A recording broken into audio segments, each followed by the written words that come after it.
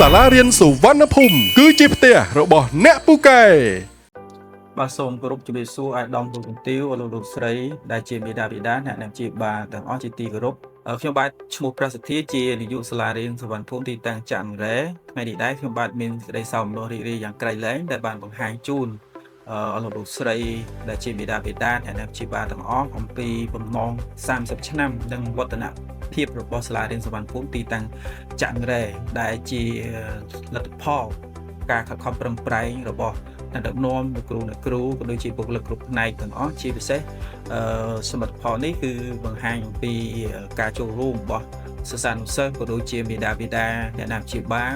និងដៃគូសហប្រតិបត្តិការទាំងអស់ដែលធ្វើយ៉ាងម៉េចប្រែក្លាយសាលារៀនសុវណ្ណភូមិ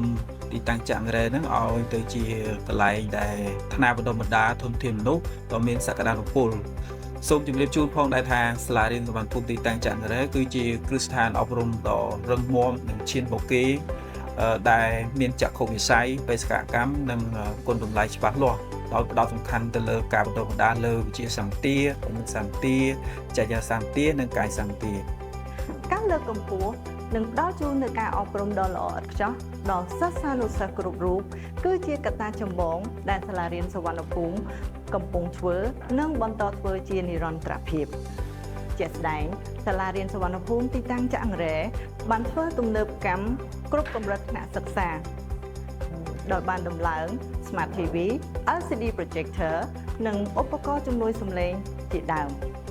ដើម្បីជំរុញនិងគាំទ្រដល់ការបង្រៀននិងរៀនរបស់សិស្សានុសិស្សលោកគ្រូអ្នកគ្រូឆ្លើយតបទៅនឹងបដិវត្តឧស្សាហកម្ម Digital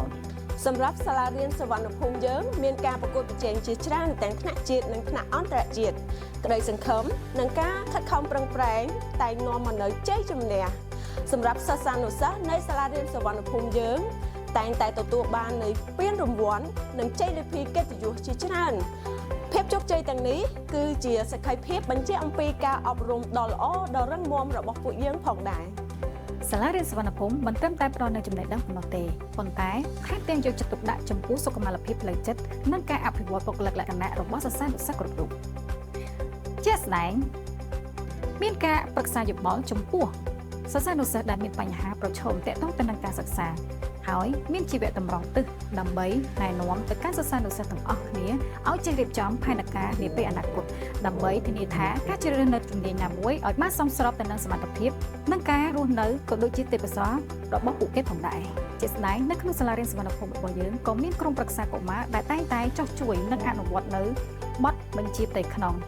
និងអនុវត្តទៅលើសិស្សានុសិស្សដែលខុសវិន័យពួកគេបានអប់រំណែនាំទៅកាន់សិស្សានុសិស្សទាំងអស់នោះប្រកបដោយទំនួលខុសត្រូវនិងការគោរព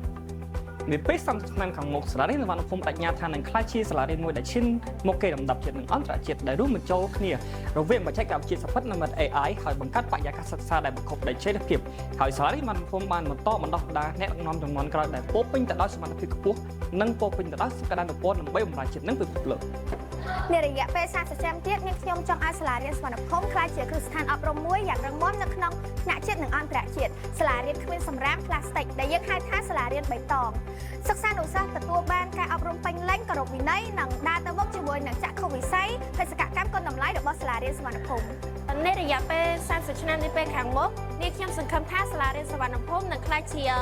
គ្រឹះស្ថានអប់រំមួយដ៏រឹងមាំមានភាពសក្តានុពលមានវិសាលភាពទីតាំងជាច្រើនកន្លែងសិស្សានុសិស្សក្លាយជាសិស្សពូកែប្រកបដោយវិន័យនិងសីលធម៌ដែលជាមូលដ្ឋានដ៏ល្អសម្រាប់សង្គមជាតិ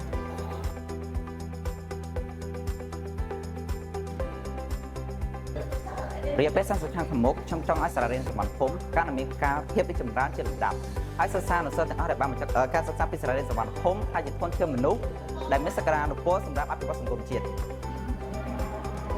បំណងប្រាថ្នារបស់យើងនៅក្នុង30ឆ្នាំខាងមុខទៀតគឺយើងចង់ឲ្យសាលារៀនសុវណ្ណភូមិទីតាំងច័ន្ទរ៉េរបស់យើងក្លាយទៅជាសាលារៀនឆ្លាតវៃដែលប្រើប្រាស់ទៅលើបច្ចេកវិទ្យានៅក្នុងការបង្រៀននិងដើម្បីឲ្យសិស្សានុសិស្សរបស់យើងមានការប្រកួតប្រជែងនៅក្នុងលំដាប់អន្តរជាតិនិងជាមជ្ឈមណ្ឌលអប់រំ Digital